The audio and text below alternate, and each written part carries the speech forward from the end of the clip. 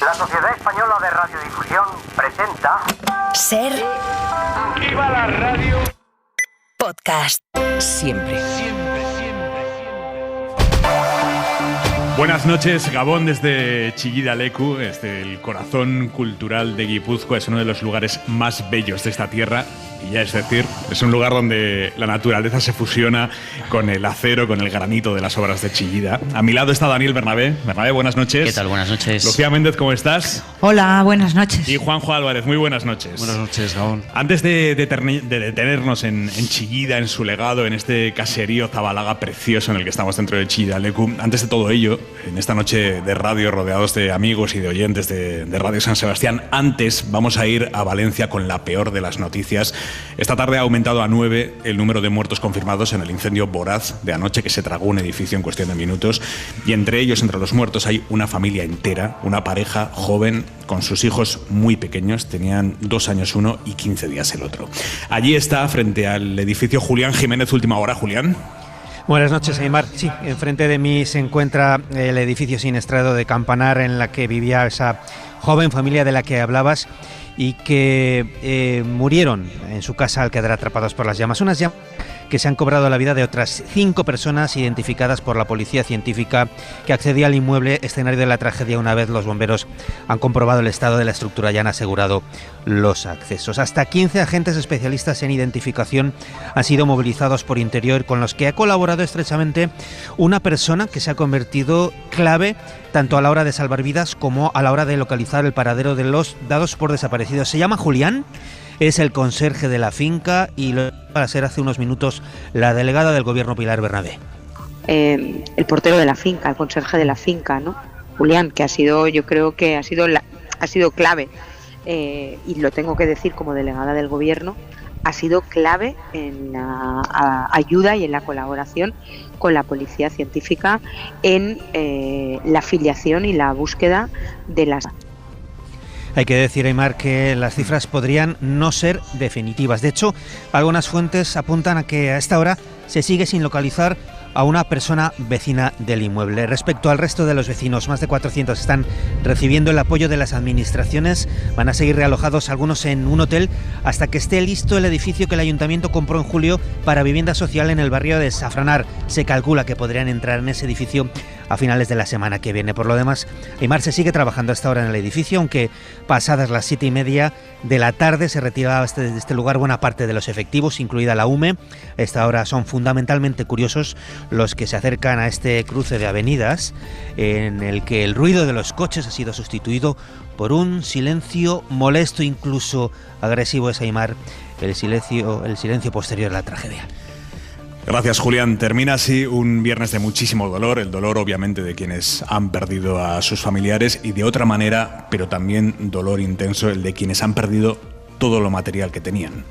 Alejandro Becerra, buenas noches. Buenas noches, y que pese a perderlo todo, se sienten afortunados. Somos unos suertudos. O sea, hay gente que está llamando a sus hijos y no les cogen el teléfono. O sea, con eso ya es suficiente.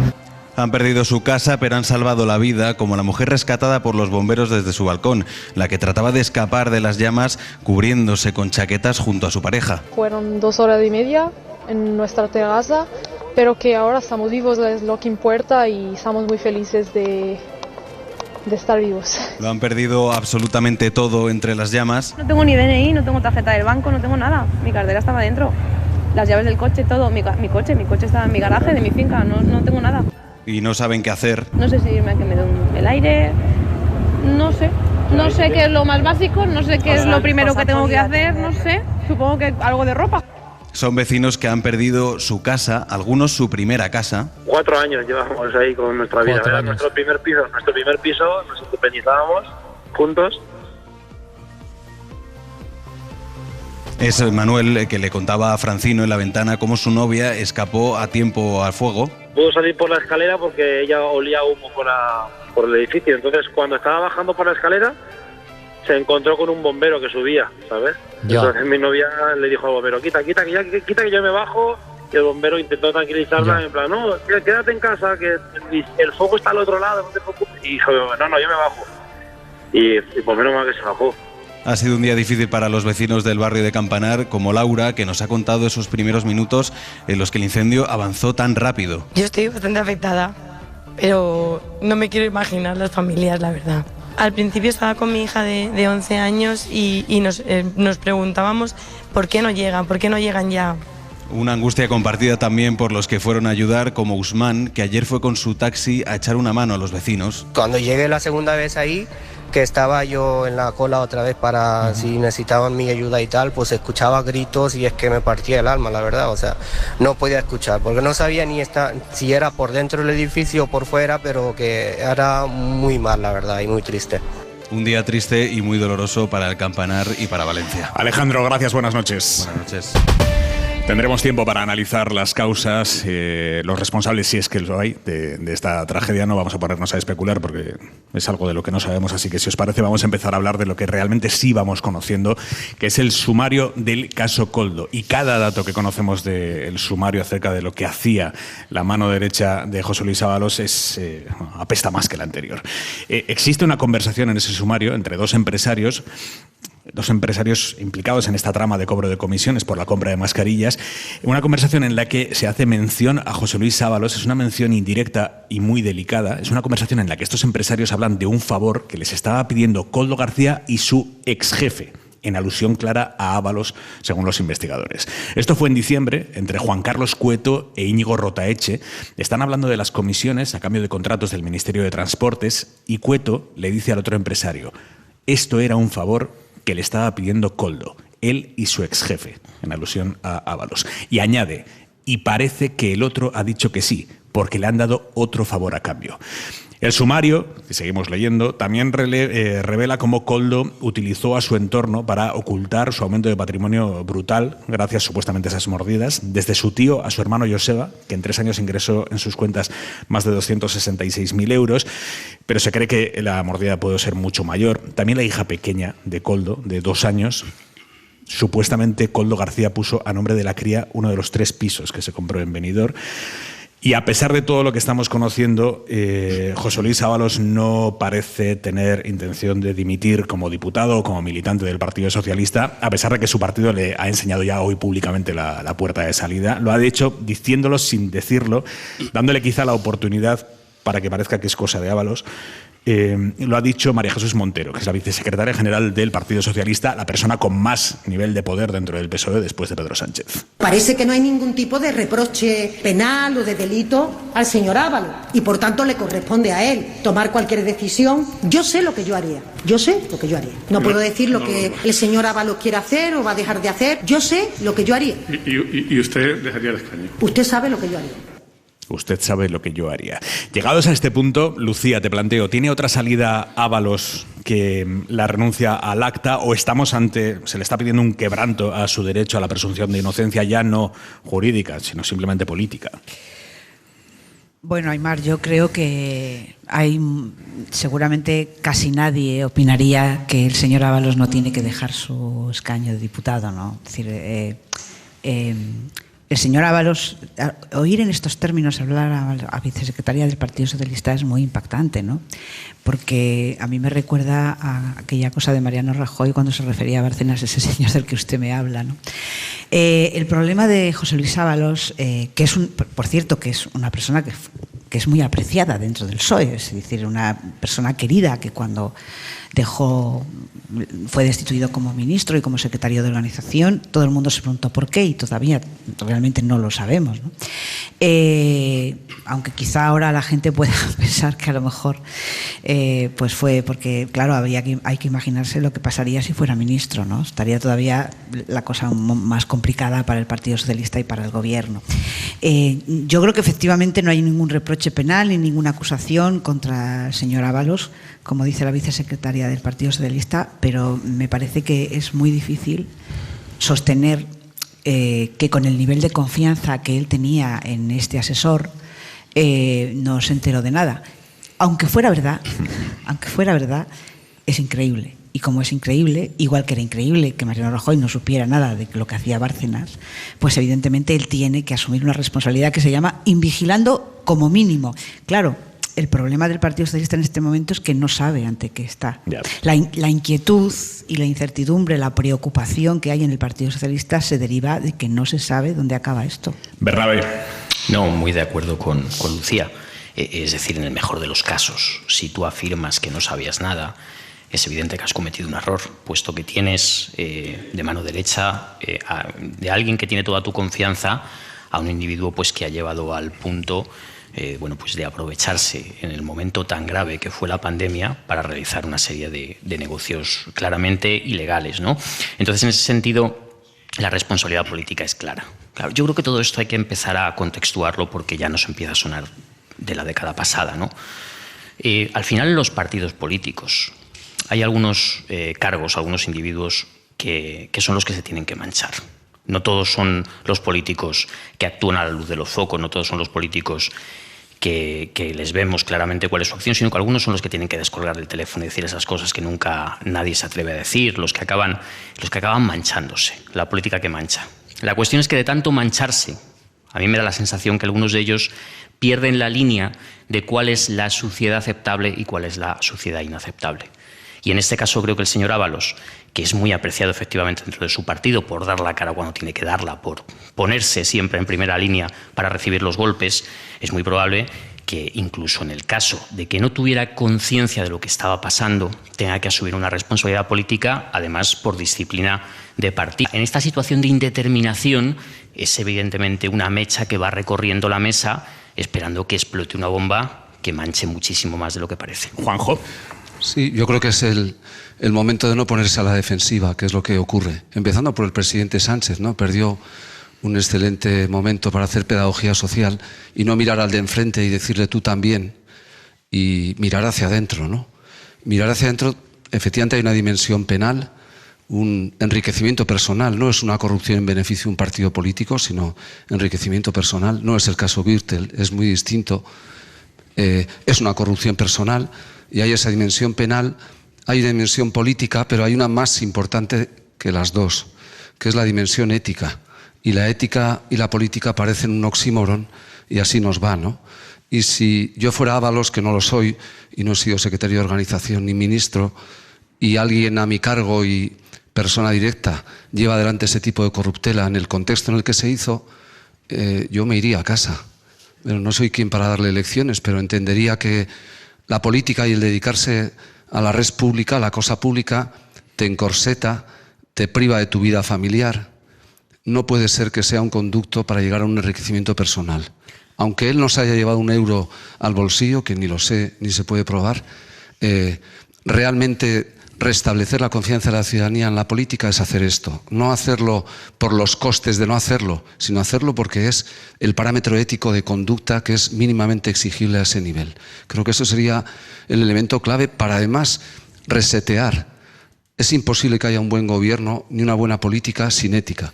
Puedes tener ética y no ser un buen gobernante, pero a la inversa es imposible. Lucía. Hay una cosa que casi Aymar conecta con esto que se llama el karma, ¿no? Fue el portavoz de la moción de censura que echó del gobierno a Mariano Rajoy por corrupción. Fue el que presentó al candidato Pedro Sánchez ante una cámara y el que enfáticamente denunció la corrupción del Partido Popular y exigió responsabilidades a Mariano Rajoy por esa corrupción. Entonces, yo creo que este gobierno, que llegó al gobierno a través de una moción de censura, aunque luego ganará las dos elecciones, que tiene, digamos, en su una pátina que siempre lo dice, ¿no? No sé si muchas veces habréis oído a Pedro Sánchez en relación antes con Rajoy decir yo soy un dirigente limpio, soy un político limpio, decía, mi partido es un partido limpio. Y claro, un partido que llegó al gobierno a través de una moción de censura que denunció la corrupción, pues afrontar en este momento este asunto pues es un golpe muy duro. Es un golpe político muy duro para su autoestima y para su organización. Pero no es comparable. Un comportamiento personal desviado es un comportamiento personal desviado. No es el de un partido que se beneficia de esa red. Pero ya, si yo te entiendo, pero el parlamentario que denunció eso ahora tenga que hacer frente a que su principal colaborador presuntamente, de acuerdo con lo que sabemos, incurrió en un asunto de corrupción, además en un momento en el que estaban muriendo cientos de españoles por la COVID, con un sufrimiento emocional de esta sociedad tremendo. Yo no reduzco el reproche ni un decibelio, pero... Independientemente de que el señor Ábalos, de verdad... Vamos a suponer que no lo sabía. La mejor hipótesis para él es que no lo supiera. Es que no es verosímil, ¿sabes? No es creíble. Sí. Aunque sea verdad, tú no puedes decirle a la gente, no, mire usted, este señor iba conmigo a todas partes, pero yo ni me enteré de lo que hacía. Esto es muy difícil de creer, quiero decir, a efectos de la opinión pública. Juanjo. Sí, te entiendo, pero yo diferenciaría entre corrupción política y corrupción en la política. Y aquí hay alguien que al parecer se ha aprovechado de llegar a donde ha llegado para poder tener la capacidad de maniobrar obteniendo comisiones. En un momento efectivamente que provoca además que nuestro nivel de aceptación de la corrupción, como afortunadamente, todavía había épocas en las que defraudar a Hacienda era poco menos que como para vanagloriarse en un bar, ¿no? De ahí a lo que ha llegado hoy día, hemos avanzado muchísimo. Y yo he comenzado diciendo que desde luego creo que Ábalos debería dimitir, pero no por hacer un favor al Partido Socialista, sino por lo que representa que haya alguien que ha sido directamente tu asesor, tu hombre de confianza, y que ha utilizado y se ha prevalido de la política para su lucro personal. Y ahí acotas de una manera clara el nivel de responsabilidad. Y además das una lección de civismo ético a la ciudadanía. Todo lo que no sea eso es perder una oportunidad, y sea el Partido Socialista, sea el PNV, sea el Partido Popular, eso es lo que debería de ser un servidor público, eso es lo que debería de hacerse, esa es la carga que asumes cuando das el paso para la política, y creo que ese código todavía no está instalado en la clase política, ¿no? Bernabé. Yo creo que como ciudadanos deberíamos preguntarnos por qué nos vuelve a suceder esto, porque siempre que vemos la corrupción, como es normal, lo primero que hablamos es de que es un problema de falta de honradez personal, algo que es evidentemente cierto, pero es que la corrupción siempre tiene un enlace con el sistema productivo, que es lo que da pie a que existan corruptos, a que exista la posibilidad de que existan corruptos. Esto ya lo hemos visto de las mascarillas, y hemos visto cómo hubo comisionistas que se intentaron aprovechar de esta situación para obtener unos réditos con empresas que nada tenían que ver con el sector, que no hubieran obtenido en otro momento. ¿Por qué nosotros no teníamos industria nacional para fabricar lo que teníamos que fabricar en aquel momento? ¿Por qué nosotros tenemos un Estado tan adelgazado que tiene que depender de comisionistas y terceros para hacer importaciones? Al final, en la década pasada, cuando vimos tantos casos de corrupción, por ejemplo, relacionados con la vivienda, lo que deberíamos preguntarnos es por qué el sistema político al final acaba haciendo de mediador entre el sistema económico y los corruptos. Es decir, la corrupción, no se nos olvide, siempre tiene unas líneas del sistema productivo que no acabamos de resolver como sociedad y dejamos posibilidad de que vuelvan a repetirse los casos. Dicho esto, me gustaría mandar un saludo al diputado del PP, Jaime Delano, que hace un rato nos ha dicho que a los analistas, los periodistas, no tenemos dignidad por recibir SMS de Moncloa, al parecer, que nos dicen lo que tenemos que decir. Entiendo que el partido de manera posible pedir todas las responsabilidades que quiera, pero con una cierta calma, porque el Partido Popular tiene una mochila bastante notable de casos de corrupción en estos últimos 15 años que todos hemos visto. Y se diría, haciendo ese tipo de comentarios, que en vez de estar preocupados como estamos todos por asistir de nuevo a este fenómeno en nuestra política, están casi ilusionados de que haya sucedido. Así que con un poquito de calma. Hay una cosa sobre este asunto que creo que es, digamos, tirar más por elevación, ¿no? De alguna manera, en España hemos pasado página de la pandemia, yo creo que sin hacer una auditoría de lo que pasó. Hay jueces que la están haciendo a determinados casos como este y como otros, porque en el Ayuntamiento de Madrid también hay algunos encausados y en algunos otros sitios. Pero yo creo que las instituciones en España, y digo todas las instituciones porque hubo la cogobernanza y todas fueron responsables, las comunidades autónomas en la sanidad, pero también la coordinación. Hay dos cosas que creo que nos faltaron como sociedad y como país, que es una investigación sobre las cosas que pasaron. Fíjate, ni siquiera estoy hablando de culpables. Es decir, creo que en esos momentos la situación era de emergencia y hay que entender que los políticos en ese momento todos hicieron lo que pudieron, como hicimos todos. Pero es verdad que no se ha hecho una auditoría sobre lo que pasó, las contrataciones, por qué. Creo que lo hubiéramos entendido, ¿no? La emergencia, hubiéramos entendido qué es lo que pasó. Lo de los comisionistas igual no lo hubiéramos entendido mucho, pero igual si se nos explica que no había más remedio que hacerlo, a lo mejor lo hubiéramos entendido. Lo que pasa es que eso y sucedió con delincuencia.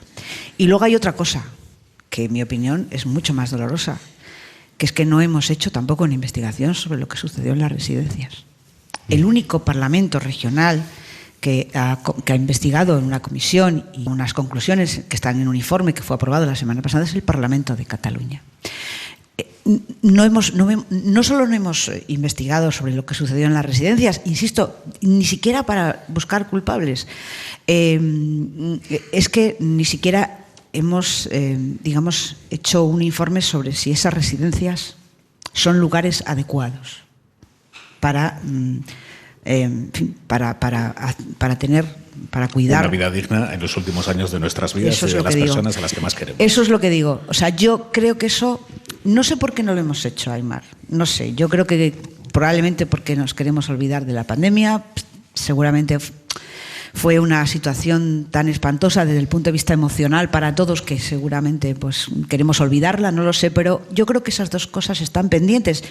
Y esto no deja de ser, bueno, digamos, una excrecencia de este asunto. Dejadme que vuelva a una derivada de esta excrecencia, como lo denominabas, Lucía, que es algo que creo que va a ser objeto de análisis periodístico en los próximos días, y son las horas que han pasado desde que esta mañana María Jesús Montero ha dejado caer ya claramente en nombre del Partido Socialista José Luis Ábalos, porque además María Jesús Montero no dice eso sin que Pedro Sánchez esté de acuerdo con que Montero le envíe ese mensaje a José Luis Ábalos. Y son las horas que han pasado desde que el PSOE definitivamente ha dejado caer a Ábalos hasta ahora mismo, que Ábalos no ha caído. Va a ser objeto de análisis periodístico qué está pasando en los móviles de Ábalos a todo el Partido Socialista, incluso al de Pedro Sánchez, por qué Ábalos se resiste a caer, a pesar de que el PSOE le está dando esta oportunidad para que se lance él, sin que le terminen de empujar. ¿Por qué Ábalos se resiste a caer? ¿Cuánto más puede aguantar Ábalos sin caer? No, yo creo que fundamentalmente porque al que le acaba de tocar de lleno esta situación pretende salir de la mejor manera posible, en el caso de que confíe en su inocencia y siente que acusándole de esta manera pues no puede defenderse. Si en el caso de tener que defenderse, creo que la única forma que tiene Ábalos de hacerlo es fuera del partido y fuera de ser diputado, porque estando dentro, estando en esta situación, al final lo que está provocando es efectivamente que se cree una suspicacia mucho más grande. Es decir, oye, es que Ábalos no se ha ido porque conoce algo más grave dentro del PSOE, es decir, las suspicacias evidentemente se extienden como es natural. Al final, la disciplina también de partido algunas veces, y el señor Ábalos es alguien que lleva una vida política muy dilatada, empezó de hecho, fíjate, en las juventudes comunistas hace muchas décadas, evidentemente tienen que marcar el momento en que tu situación personal no puede ponerse por delante de la situación del partido. Y esto es algo que evidentemente entiendo que en estos momentos es difícil de entender, pero desde fuera se ve muy claro. Y luego hay una cosa, vamos, no, mi último interés esta noche sería hacer aquí el manual del buen corrupto, pero por lo que estamos viendo, es que este señor, Koldo García, es que se lo ha regalado a la UCO, a la Unidad Central Operativa de la Guardia Civil, ¿no? Porque si ingresas no sé cuántos miles, decenas, cientos de miles de euros en billetes, hombre, no te lo compres en un piso, ¿no? O en 2 pisos, que eso queda escrito. No pongas el piso a nombre de tu hija menor de edad que no tiene ingresos. No dejes de sacar dinero o de utilizar las tarjetas a la misma velocidad a la que las utilizabas 2 semanas antes, que se va a dar cuenta la Guardia Civil de eso, ¿no? No ha habido. Muy llamativo, la verdad. Sofisticación no ha habido, la verdad. Pero sí hay algún elemento, con lo que apuntaba Dani, interesante. En el 2018, a la que se refería Lucía, la moción de censura a Rajoy, hubo propuestas de más de un líder político que le dijo: dimite, deja paso a otra dirigente del partido y no pasa nada. Y él dijo: a contrario de lo que va a entender todo el mundo, políticos y no políticos, es que si dimito, yo soy culpable de corrupción. Y eso fue lo que le llevó a no aceptar esa derivada política. Algo de eso es lo que hace que se resista Ábalos en este momento, y yo creo que es tan sencillo como decir: Pregunta a tu conciencia, no preguntes a tu carné político ni a tu bolsillo. Pregunta a tu conciencia si realmente explicar a la ciudadanía, salvo que tengas el temor de que tirando lleguen más cosas. Si no hay más cosas sobre ti, da ese paso y te dignificaría a ti, a tu partido y a la política. Si no lo haces, la pregunta es ¿por qué no lo haces? Esa es la pregunta que habría que hacerse, como también los comportamientos desviados en la pandemia. Porque ni el capitalismo más caníbal nos transforma en peores personas si tú no quieres robar. Aunque lo tengas ahí obscenamente presente, ¿lo haces o no lo haces? Yo me niego a admitir que el sistema incentiva la corrupción o que la política incentiva la corrupción. No te puede convertir en un corrupto la política si tú no eres propenso a la corrupción. Y si no, no te dediques a la política. Y no es buenismo ni ingenuidad. Yo no creo en que el sistema corrompa. Y todos tenemos un precio hasta cierto punto. Si te ofrecen algo que estás dispuesto a no hacer, vete, eres libre para hacerlo.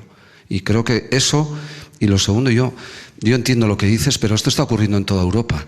Y en países protestantes muchísimo más. Y en algunos, como Países Bajos, que alabamos, es bárbaro. La ciudadanía censitaria, el que tuvo dinero y tenía menos de 60 años, sobrevivía. El que no tenía dinero y más de 60 años no sobrevivía. Y como son protestantes hasta la médula, no protestan a su vez socialmente. Pero eso ha ocurrido allá. Lo de Madrid comparado con lo que ocurrió en Países Bajos no tiene nada que ver. Luego, no nos fustiguemos también tanto respecto a todo eso.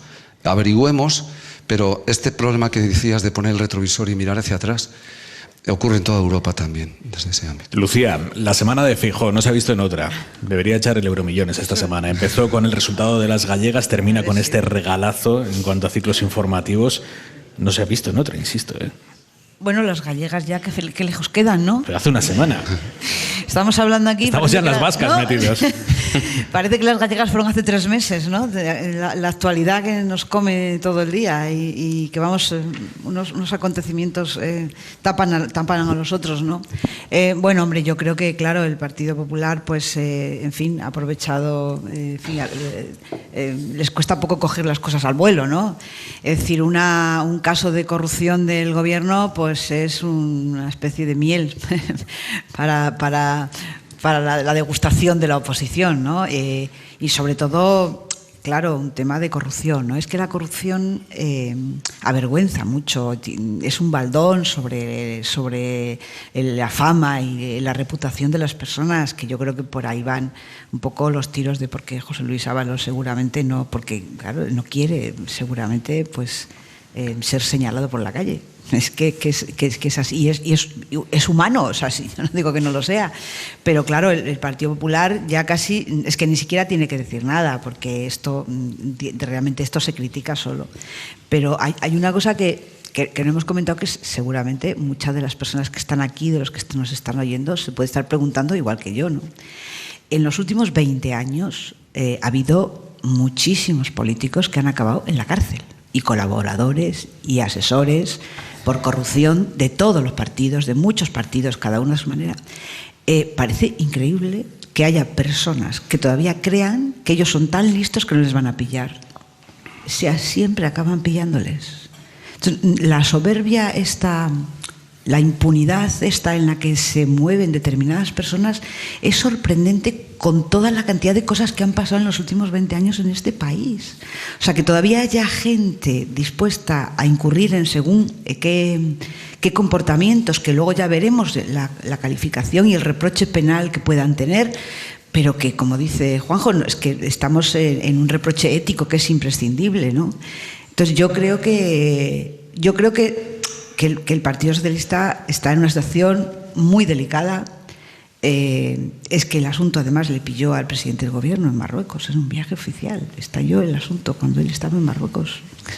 Por eso hizo esta finta de hablar de la Comunidad de Madrid, porque realmente, claro, es que yo entiendo que es muy difícil reaccionar así cuando te estalla un escándalo, cuando estás en viaje oficial, ¿no? Y yo creo que el PSOE todavía está un poco en shock, esperando a ver con incertidumbre qué es lo que pasa, sin tener muy claras las cosas, porque además estáis publicando cosas constantemente, entonces no saben, digamos que no saben lo que pisan, no saben el suelo que pisan, si tienen suelo o si no lo tienen.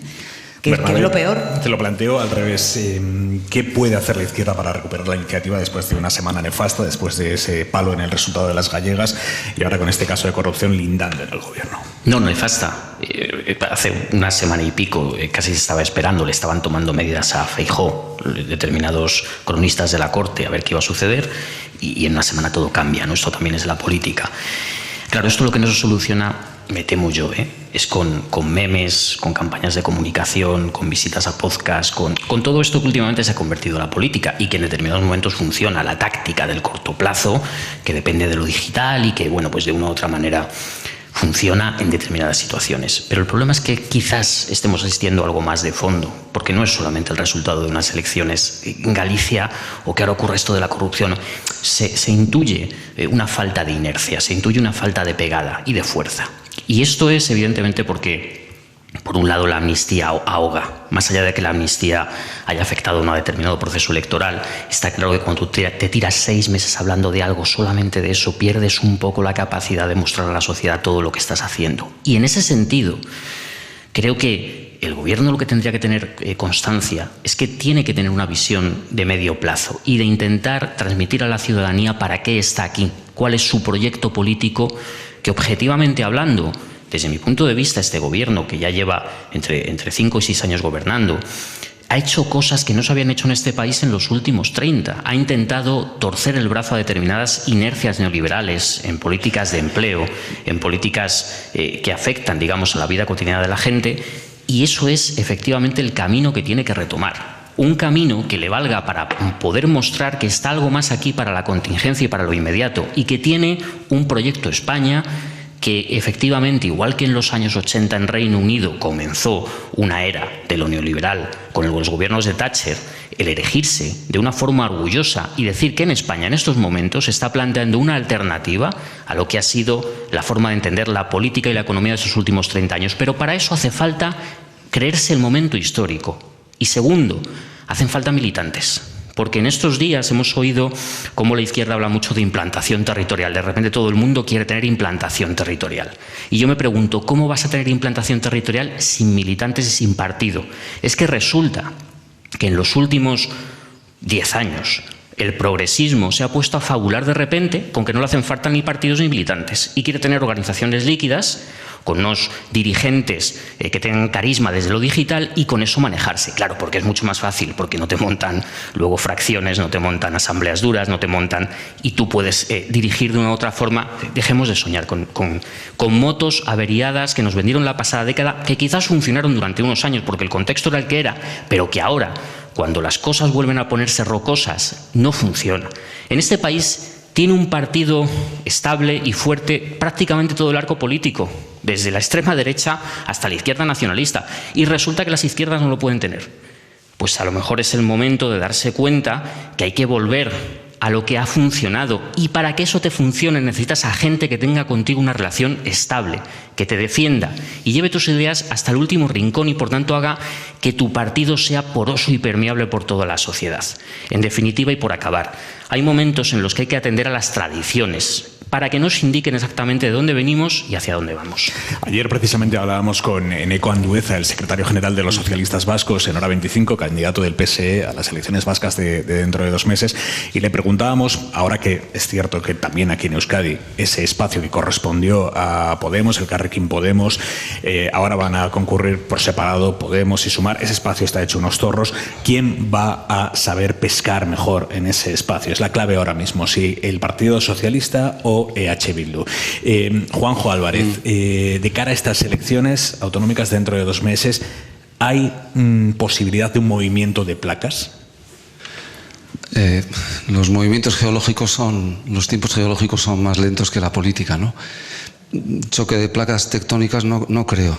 Yo creo primero que las ideologías hace años era como cuando las empresas tenían como único problema vender lo que producían. Bastaba tener una ideología para tener una tribu, entendedme el concepto, ¿no? que te seguía. Ahora una empresa para sobrevivir tiene que tener arraigo, tiene que ser excelente, tiene que tener un proyecto, tiene que tener estrategia y tiene que tener un anclaje para soportar todos los vaivenes de toda índole. Si proyectamos eso a la política, como cuando nos contaban el cuento de los 3 cerditos, nuestros aitonas o los aitás, ¿no?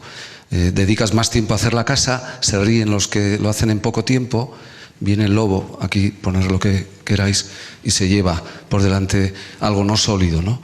Entonces, esta cronocompetencia que absorbe a la política permite la cultura de lo efímero. Estamos aquí en Sidialecu, que es exactamente la antítesis de lo efímero, exactamente lo contrario. Has elegido un sitio fantástico para hacer la antipolítica. Me encanta, pero no me escapo de la pregunta. Yo creo que en una campaña electoral, y esta es inédita porque ni siquiera se conocen los candidatos entre sí, y ese factor hasta psicológico es muy importante en los debates. Tú no sabes pillarle el punto a tu contrario, y eso va a dar mucha salsa, muchísima, a los yonkis de la política y a la ciudadanía en general, seguro. Ese es un primer dato. El segundo, ya no hay lealtades inquebrantables.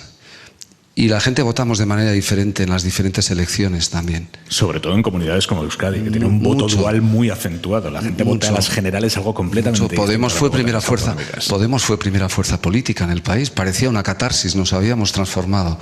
Y de repente vuelve todo ahí, ¿no? Entonces, el espacio político que ocupa la llamada izquierda tiene 2 ejes a su vez, ¿no? El eje de país, digamos, que diríamos aquí, y el eje estrictamente ideológico. Si el Partido Socialista hiciera una buena campaña, buscaría eso. Para eso va a intentar distanciarse de su socio de gobierno, y no sé si hay tiempo suficiente como para eso. Bildu creo que no va a ir a hacer una campaña de confrontación. Tiene el viento de cola y no va a entrar a los embates. Tiene estrategas inteligentes y lo va a hacer inteligentemente en esa línea. Y ese espacio político, yo preguntaría al votante de 30 años para abajo, ¿quién lo moviliza y quién lo rentabiliza? Y creo que tiene una gran parte de posibilidades Bildu si lo logra en ese terreno, por un concepto intergeneracional. En el resto, yo creo que el debate identitario no va a existir. Va a ser el debate de los cuidados, Lucía. Vamos a tocar suelo en un montón de cuestiones, de modelo de sociedad, de país. Va a ser ese tipo de debate, y por lo tanto me parece que la campaña va a tener más importancia que nunca. ¿Lo compartes, Lucía? Pues muy bien, si es así. Hay que felicitar a este pueblo y a los políticos, desde luego.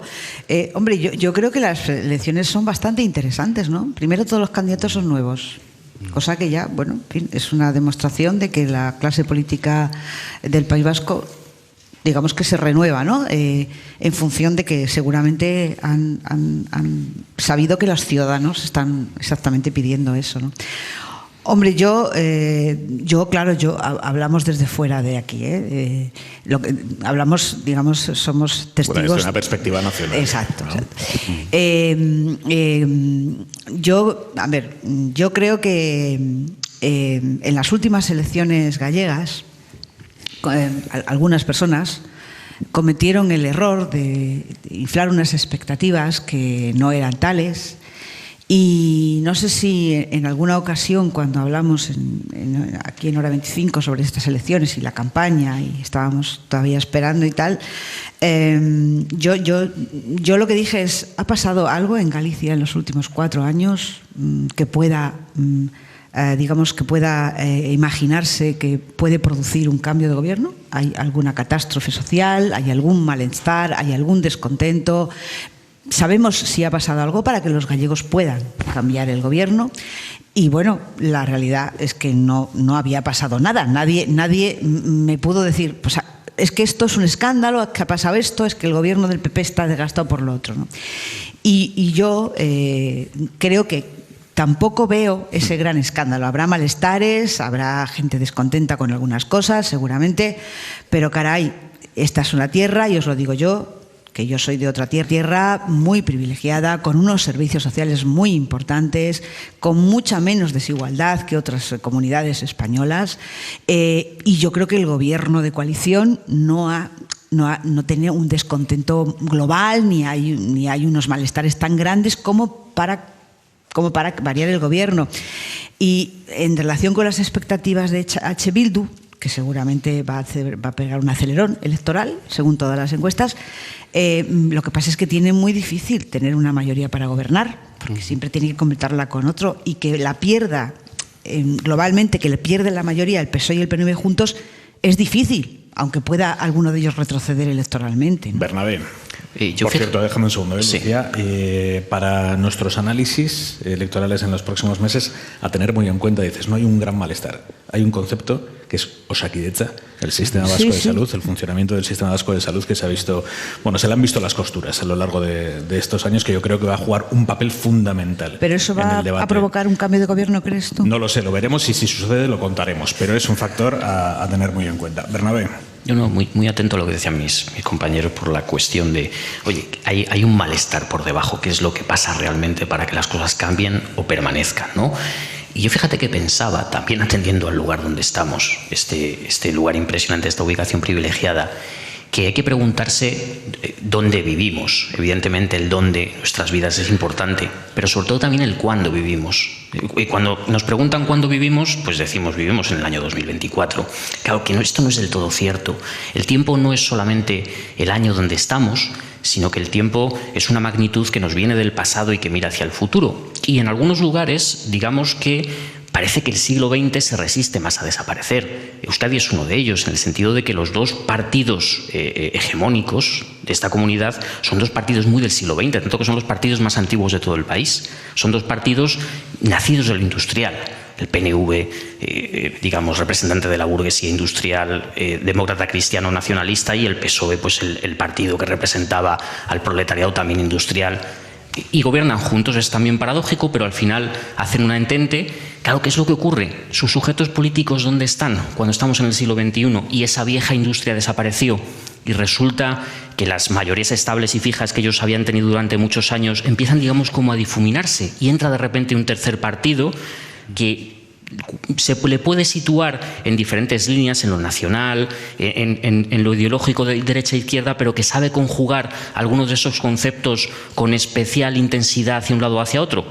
Las cosas pueden cambiar. No sé si ahora, pero desde luego, cuando tu suelo cambia, es el momento de empezar a saber cómo adaptarte a la nueva situación. Solo una cosa, Daniel, los partidos del siglo XXI han dado un resultado fatal. Sí, es lo que decía hace un rato. Fatal, o sea, han dilapidado, o sea, aquí ganó Podemos las elecciones generales, han dilapidado esa ilusión, por eso están desapareciendo, porque han dilapidado, han malversado la ilusión que puso la gente en esos votos, y han desaparecido rápidamente, tanto Podemos como Ciudadanos, y ahora el Vox sí, parece que va por el mismo camino, o sea que realmente los españoles nos agarramos a lo del 20. Lo que pesa y lo que cambia. A lo del 20. Juanjo Álvarez, catedrático de Derecho Internacional, quiero aprovechar que te tengo en la mesa para preguntarte acerca de la propuesta que ha planteado el primer ministro israelí Netanyahu para el día siguiente al final de la guerra, que es básicamente quedarse con la Franja de Gaza, porque dice que Israel siga controlando la franja, que la seguridad de la franja siga en manos de Israel, que Israel pase a controlar la frontera entre Egipto y la Franja de Gaza, y que la UNRWA salga de Israel, la Agencia de la ONU para los Refugiados Palestinos. Hasta Estados Unidos le ha dicho que no hay por dónde coger esa pseudo propuesta del día siguiente al fin de la guerra de Gaza. Desde el punto de vista del derecho internacional, Juanjo, y esto te lo pregunto muchas veces, pero la situación va mutando y quiero conocer si tu análisis también, ¿cómo definirías los pasos que está dando Netanyahu? Pues es negar es jugar la teoría del realismo político en las relaciones internacionales. Es consolidar lo que obtengo por la fuerza, lo mismo que quiere Putin en Ucrania, consolidar el estatus de lo que obtengo ilícitamente, pero de una manera, es la segunda vez que empleo, obsceno porque es consciente de que ese concepto que plantea, que de hecho hemos permitido toda la comunidad internacional, el territorio ocupado decimos que es zona bajo administración israelí. No admitimos su soberanía, pero empleamos el eufemismo de decir que está administrado. Ha utilizado el eufemismo diplomático internacional para no decir que estás cometiendo una ilegalidad. Antes de toda la barbarie que ha sucedido, a la barbarie del 7 de octubre y a lo sucesivo, y lo que pretende es, como nadie me está impidiendo hacer lo que estoy haciendo, nadie me va a impedir que yo defina la legalidad como me da la gana.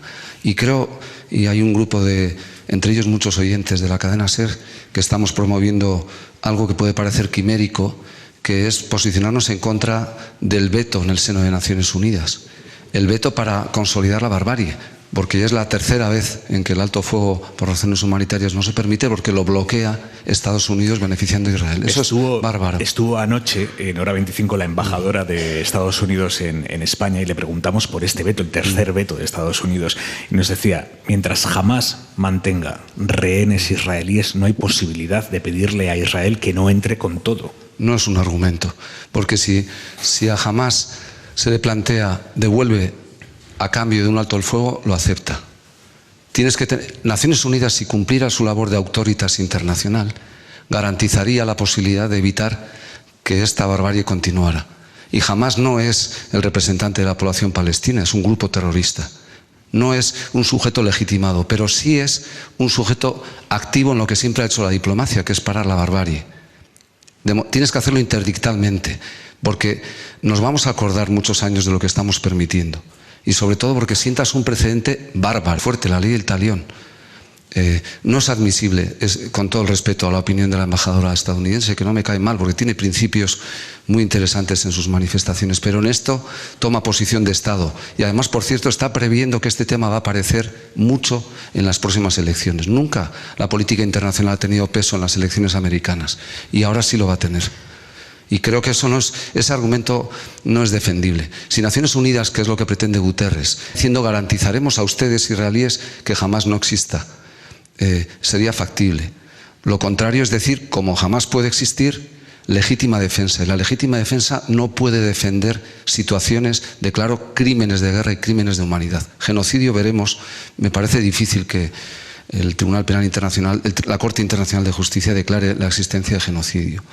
Creo que no, a pesar de que todos podemos entender que se está cometiendo, pero hay crímenes contra la humanidad. Y ayúdanos a entender por qué, si a pesar de que desde el punto de vista de los legos es prácticamente indudable que se está cometiendo un genocidio, ¿por qué va a ser tan difícil probarlo? Porque es un delito de acción, pero es un delito que tiene y debe de tener un plan de Estado detrás, como lo tuvo la Alemania nazi. El ejemplo más claro, pensemos en los serbios y los croatas. Los dos se acusaron recíprocamente de eso ante la propia Corte Internacional. Hubo 2 demandas cruzadas y barbaridades hubo en todos los lados. Pensemos en Srebrenica, pensemos en ámbitos. No es que se lavara las manos el tribunal, dijo, ha habido crímenes contra la humanidad, ha habido barbaridad, pero no se puede acreditar que ninguno de los 2 regímenes tuviera como objetivo premeditado y reconocido el acabar con toda una etnia. Era evidente que sí, los croatas por cristianos, los serbios por ortodoxos prorrusos y todo lo que hubo, y grupos que perseguían esto. Pero si no logras acreditar que es una cuestión de Estado, y en Israel ha habido voces incluso dentro del gobierno que han estado cercanas, ya se han cuidado mucho de que no vuelvan a aparecer. Y probar eso ante el tribunal, aunque tengamos todos la conciencia de que es así, yo lo veo muy difícil. Es una gradación.